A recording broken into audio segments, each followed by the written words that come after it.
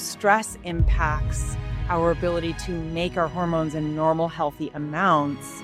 And so this is a connection that is kind of missing a lot of the time when we think about our hormones. We think about, our sex hormones like estrogen and progesterone and testosterone. But what we don't look at is what the impact of stress is on the production of those hormones. It feels like different symptoms like fatigue or sleep disturbance or weight gain that is unexplained, or it could be mood things. It could be anxiety or depression. It could be foggy brain. There's so many different things that can show up, and you might not know that it's because of stress. One of the things that I think is so important is the fact that women approaching midlife and perimenopause, they're kind of led to believe a little bit that, so I believe in the elegant use of hormone replacement, and that is several factors. First is, just wanted to take a quick minute to tell you how you can get almost $250 worth of free bonuses that will teach you how to improve your desire, how to have more libido, how to get the right tests done to figure out the root causes of low libido from a physical perspective. This is for men and women. And you do this by pre-ordering a copy of my book. My book is coming out in late fall. Projected date is November 1st. And in my book, we're going to talk about all sorts of physical root causes for low libido, how to help pelvic pain, how to help erectile dysfunction, how to help vaginal dryness, how to do this together in your partnerships, and so much more. And when you pre-order a copy, I am giving you almost $250 worth of bonuses right away for your support. So to get that, you simply go to wanttowantit.com or look in the show notes for that direct link. So wanttowantit.com, the name of my book. Now back to our show. Hey everybody, welcome to another episode of the Libido Lounge. I'm your host and board certified sexologist, Dr. Diane Mueller.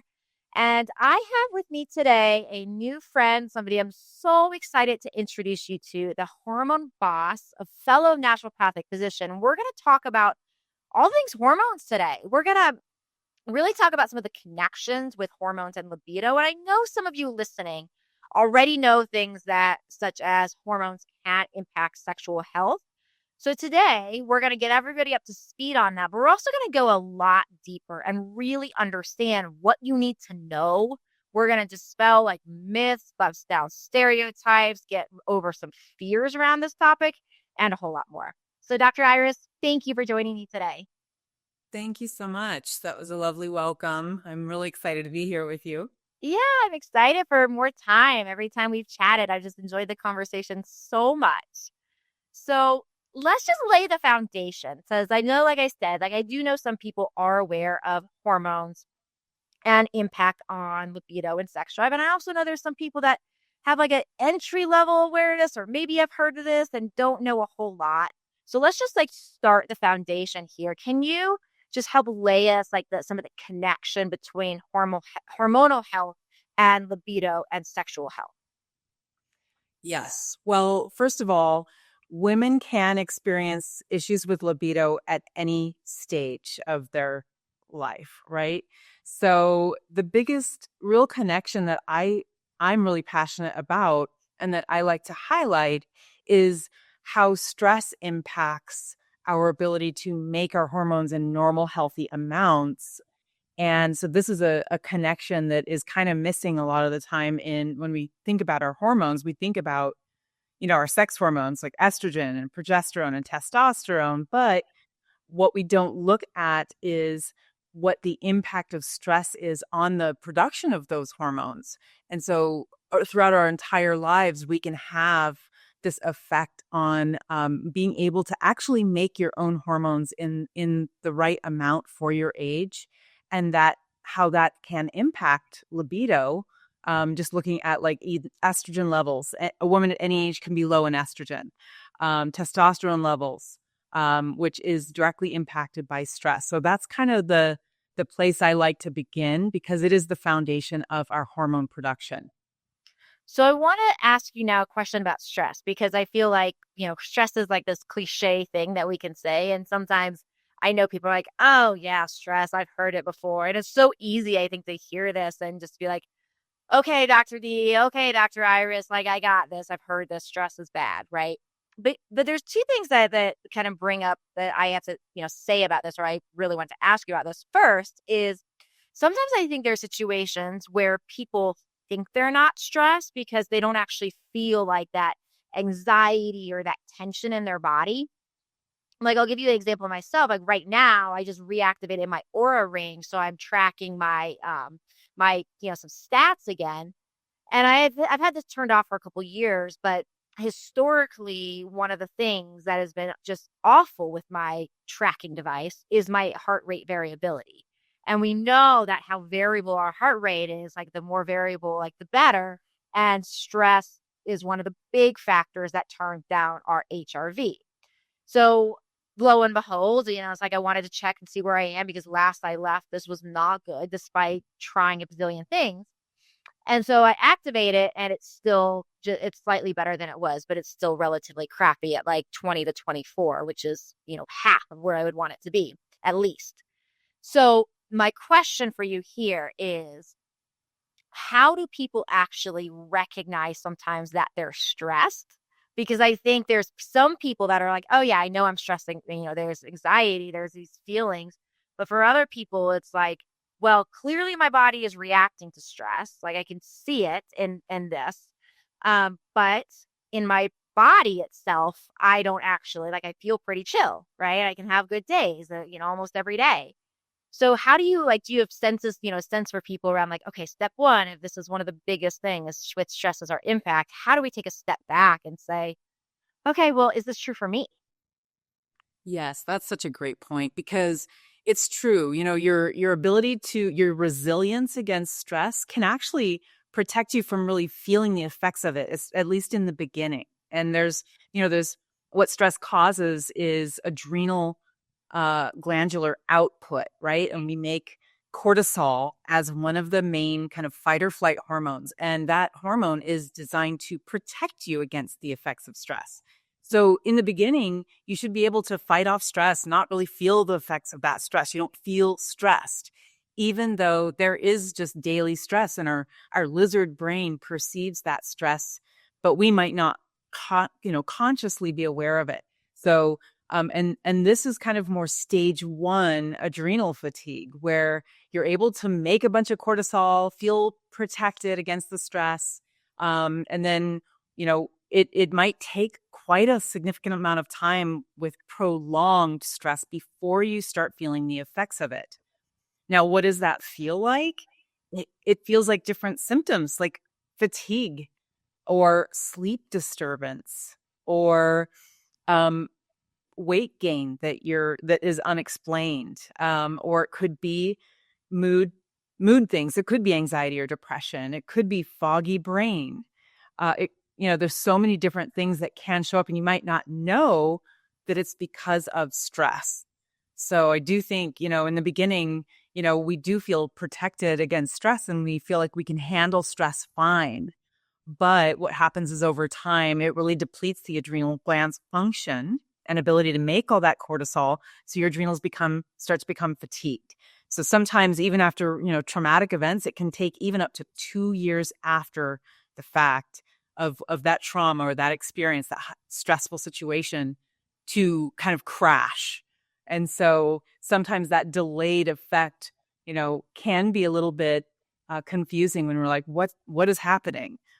So yeah, I think symptoms, any different symptoms you might not know related to stress, that's kind of how to do an inventory and see, is stress maybe affecting me? Because all of those symptoms can be, rooted in that one stress response cause.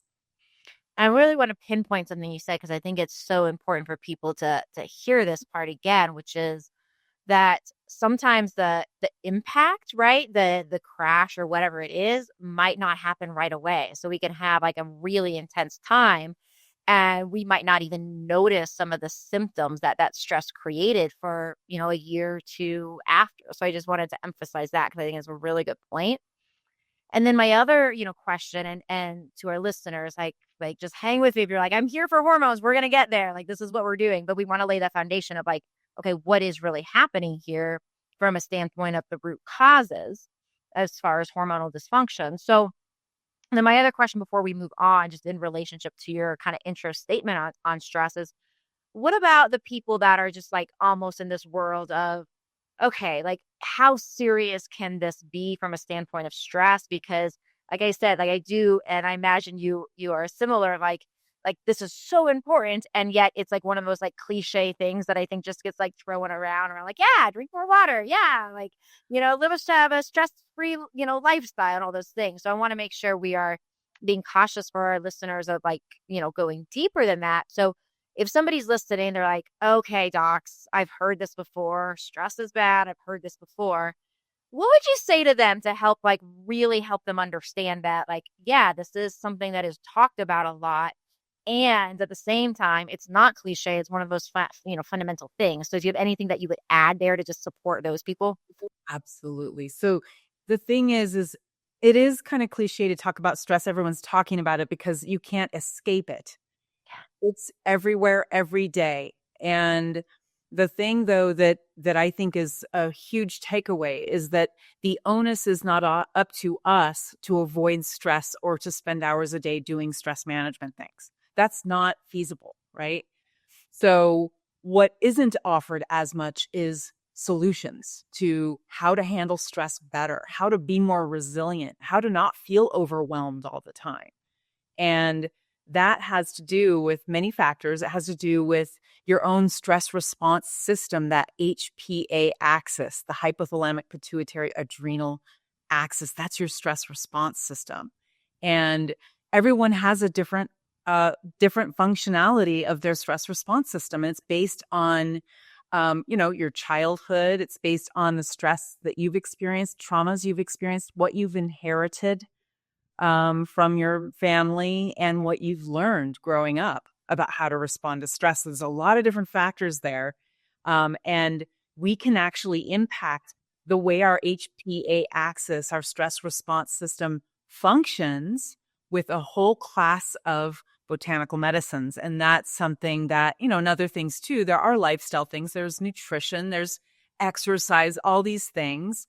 But that's the real key that I think that women, it's going to really leverage women in their ability to maintain and optimize their hormone production is by leveraging those natural botanical medicines to be able to improve and optimize your stress response system. So that's wonderful. So now we know, hey, this is like, no matter how cliche this is, no, and really the word there too is common, that this is actually extremely real. And I do think it's an important point around like, it's not like we can't live in a cave.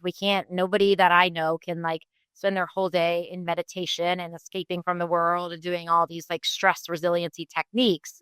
So it's less about, hey, we can like avoid these and more around how do we keep the body balanced.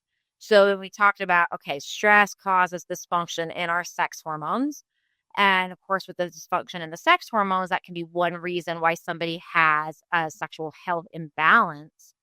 If you haven't taken a minute yet to go to wanttowantit.com to get your bonuses, almost $250 worth of free bonuses for pre-ordering my book, I recommend you do that now. We're going to go through so many reasons and so many solutions to fixing low libido for both men and women. It is action-packed with solutions from supplements to diet to lifestyle to lab tests you should talk to your doctor about to physical routines you can change. So many things designed to help support estrogen and testosterone and circulation and erectile dysfunction, vaginal dryness, so much more. So if you go to wanttowantit.com, you can find that book for pre-order, and you can also then take advantage of the almost $250 worth of bonuses I am giving away for pre-order that will not be available for long. Now let's get back to our episode. When it comes to like hormones and sexual health, like to me, like, okay, so that covers some of the basics. What about myths around like hormones and sexual health? Are there any like myths that you see like come up, just like things that are like misunderstood in the eye of the public that you think are important to mention? Well, I think the under I think what's oftentimes kind of overlooked is the role of testosterone in women's health and women's libido and all of that, but also just brain health, mood health, bone density, all of these things that testosterone is really important. Now, a lot of hormone savvy or health savvy women do know a little bit more about how testosterone is a thing. It's a women's hormone, and I think but there's a lot of women also that don't get much information about that, right? And so I think that they think testosterone is a male hormone. Yes, men have more testosterone, but we also require testosterone to have optimum health and energy and libido and all of that. I think that's probably the biggest one I can think of right now. Yeah, I think it's an important one because I think it's true. I mean, like the fact that testosterone is not even like FDA approved for women to use is like a kind of a shocking thing when we actually look at, research on, well, one, we know from medicine that women do have testosterone, like you mentioned. And then two, you look at the dramatic impact on sex hormones and on sexual health. And the fact that testosterone is really in many, ways, not even a part of the conversation, I think is a major, major problem. Well, let's talk about aging because you also mentioned early on that, okay, we can have these hormone abnormalities at any age, right? So then what do you feel from a standpoint of like, where does aging play a role in our hormones? What is like a natural change as far as hormones and aging? And what is like, say, a dysfunctional change with hormones and aging? That's a great question. So one of the things that I think is so important is the fact that women approaching midlife and perimenopause, they're kind of led to believe a little bit that when they start having symptoms of perimenopause, that it's just because they're getting older and they have to live with it. Now, the thing is that women arrive at perimenopause with pre-existing hormonal deficiencies and imbalances. And the problem is that when it's just blamed on perimenopause or menopause, the whole situation is kind of overlooked. And even if you're just treating with HRT, hormone replacement therapy, for example, you're still missing the fact that her body is not actually producing her own hormones in the right amount for her age and in the right balance. And so that if you are able to address that before reaching perimenopause, then it's going to change the trajectory of the way you age. And those hormones, you should be able to make your own hormones in optimal amounts so that you can have the vitality that those hormones are providing to you. They're powerful steroid anti-inflammatories. They help reduce chronic pain and joint degeneration.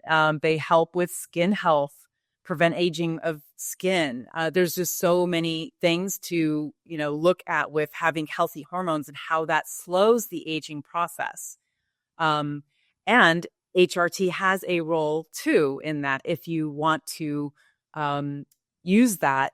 I believe in the elegant use of HRT, and maybe not in every case, but not every woman wants to do it. But there is a way to do it that is kind of an elegant way to use it that will also continue to slow the aging process and prevent things like dementia, bone, osteoporosis, heart disease, all these things that really go up in risk in women's health after a certain age. In your 40s and 50s, your risk goes way up for all those things. And it's because hormones are declining.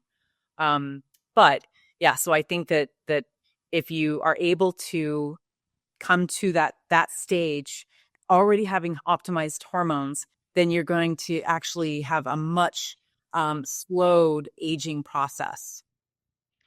So everybody, we're going to talk. I'm going to ask Dr. Iris something here, and we're going to talk in more detail in our exclusive content in part 2 about testing and about some of the problems, the pros and cons with standard testing, things to look out, truths, lies, that sort of thing. So look for that in the exclusive content in part 2.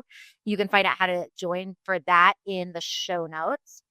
But here in this, like my next question with this is in thinking about, okay, perimenopause, menopause, and even, andropause for men, these times in life with hormones, where hormones start to change. when do you, from a timing perspective, recommend like, oh, wow, I should be thinking about looking at my hormone health? Like, is there certain times you recommend just like your whole life throughout years? Like when do you recommend like, hey, we better start looking and seeing what's happening here?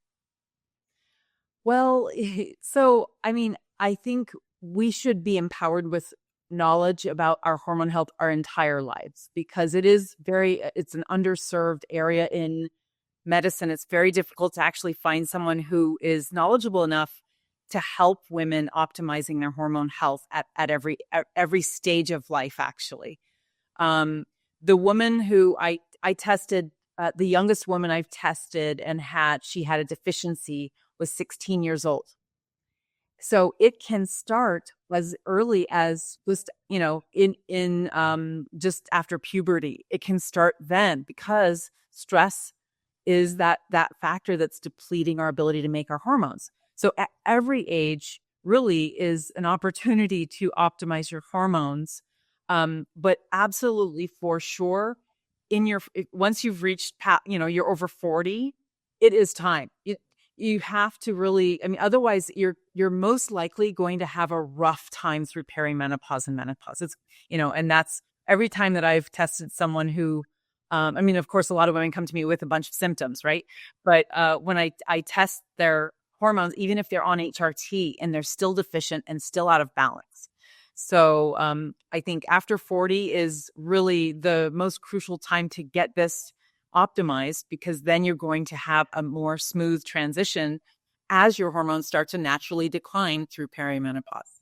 Yeah, so I hope everybody's really listening to that because I do think so often like we wait too late, and I shouldn't say necessarily too late. That's not the way I should say it because in many ways, anything we do for our health, the fact that we're starting is better, better to start now than never. So I correct myself on the too late, but we wait later than is ideal, right? We wait later than we need to, and we wait later than is best for our optimal transition throughout, this time period as well, just like for our optimal health. So in the conversation of like what you mentioned was you recommend in many cases, not all you had said, an elegant approach to working with hormones. What do you mean by that?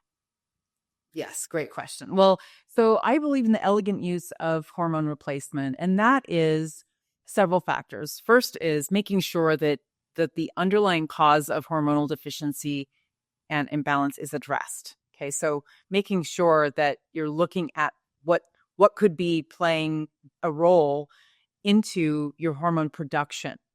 So optimizing that so that you can bring everything into the optimum amount for your age, right? Um, then looking at and seeing what is needed because there are normal ranges for even menopausal levels. We still make our hormones after menopause. This is another thing a lot of women don't know. You still make these hormones and you should be able to make them for normal menopausal ranges, which the range is lower than when you're in your 30s or 40s, but you still should be able to make all of these hormones. So addressing the root cause, making sure that you're making the right amount of hormones for your age and in the right balance. That's number one. Number two is not doing a protocol. Okay, so right now, HRT it's very talked about. It's a very hot topic. And right now it's like the pendulum has swung from no hormones because they cause cancer and they're scary to every woman have to have hormones or she won't be healthy. I believe that the protocols that women get put on tend to cause a lot of side effects. So really having someone who understands hormones, on a deep level, being able to test the right things in the right way, and creating a totally personalized approach. And then also using bioidentical hormones rather than synthetic hormones. That's definitely very important. Um, and I don't think, I don't believe in oral forms of hormones. I prefer topical just because, so often I find women having side effects or, GI side effects or even I've tested so many women who are on the oral progesterone and their levels are still coming up deficient. Mm-hmm. So bioidentical, no protocols, getting to the root cause and making sure that your hormones are actually in the right balance. I think that is what is not looked at with most hormone kind of therapy approaches, is they're not testing your progesterone to estrogen ratio. And that is so key. If you're taking estrogen, you want to have an optimized progesterone to estrogen ratio, because that's what helps make you feel good, but also because your hormone receptors all over your body. It's not just about whether you have a uterus or not. Every woman deserves to not be estrogen dominant, even if she doesn't have a uterus. So I know that progesterone is that, it's very protective against estrogen when you're taking it. So the right balance is really, really key as well. Amazing. And yeah, I think one of the key things in that, and there's a lot of great things you said, I think one of them just hone in on is like the fact that it's not a protocol. Like the work you do is not a protocol. And it's like really understanding the uniqueness of every individual and saying, hey, this is what you need. And this is the combination of what we need to do to address the stress and the root cause and the hormones, whether that's HRT or otherwise. That's not necessarily going to be the same for the next person that walks through your door, right? Exactly. Yeah, and the final point too is that you're not overdosed. Yeah. Okay. This is I run into that all the time as well. So I don't believe in bringing your hormone levels up to a level that your body has never seen before. Bringing your hormone levels up to what it was in your 20s or 30s, that's fine. But when it goes way beyond that, I don't think that the body is used to that amount of hormones. And I think that that's where there can be a lot of problems. Yeah. That's physiological dosing around like, this is what my body is like designed to be able to work with, that knows how to work with those kind of things. I couldn't agree more. And I want to wrap up this episode and let everybody know, I'm going to let you tell them about this in a moment, that Dr. Iris has free consultations for people that are interested in working with her, which is just amazing. So we're going to have links for that in the show notes of how you can get yours. And before I let you say that, just as a reminder, everybody, also remember, if you want part 2, we're going to talk about testing. We're going to talk about some of these HRT myths. We're going to talk about some of the, dispelling some of the fears around HRT, what you can do about it, as well as, like I said, how to get the proper testing. So look down below for that in our show notes. But before we go, please tell everybody about your free consultation. Yeah, so the free consultation is actually directly with me. So it's a 1-hour consultation where I can actually listen to what's happening with you, what your symptoms are, and kind of assess what might be happening, and whether or not working together might significantly help you. So it really is a chance to meet with an expert and be able to get some insight as to what might be going on. And also I'll develop a 3-step plan that you can either take and implement on your own, or we can talk about what it might look like to have us help you implement that. And then you do work with people all around the world, correct? I work with people. My comprehensive programs are actually with people in the United States. Okay. Just because they include testing and supplements and things like that. And it's kind of hard but for consulting educational, I do have an offering for international. So there is an option for that. It just isn't the extensive service. Okay, perfect. Yeah. So we'll have all of that in the show notes. And thank you again, everybody, for joining us today. Thank you, Dr. Iris, for being here. Please do check out Dr. Iris's free consultation. Go ahead and sign up for the exclusive content. And I'll see you all real soon. Ciao for now. Thank you. Thank you for listening to the Libido Lounge. Please don't keep me a secret. Please share this with your friends. You can find me on YouTube, on Instagram, as well as how to work with me at mylibidodoc.com.